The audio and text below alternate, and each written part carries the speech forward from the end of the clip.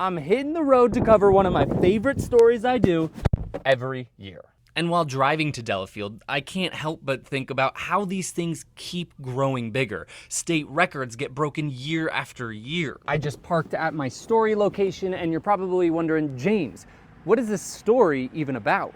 I am talking about giant pumpkins. This is my biggest pumpkin I've grown here in the last 9 years. I think I've been growing these things. Tom Montsma grew this giant gourd that's currently sitting in the parking lot of Lake Country Health Center in Delafield. It's open to the public. This one here weighed in at 2,360 pounds. Which was only good enough for second place in Wisconsin. First place belongs to Brian Mathewitz from Eau Claire, who grew a 2,420-pound pumpkin. Contrary to popular belief, you're not going to be making tons of pies with this pumpkin.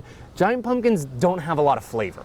10 years ago, it was a huge deal to break the 2,000-pound mark. Now, that may not even get you on the podium at the biggest weigh-offs. The average weight for the top 10 pumpkins at Tom's weigh-off was 2,136 pounds. Genetics have come a long ways, but we're learning so much on how we grow these things and how we can feed them, how we can get our soil just to the exact balance. The next challenge is to reach 3,000 pounds, something Tom has his sights set on.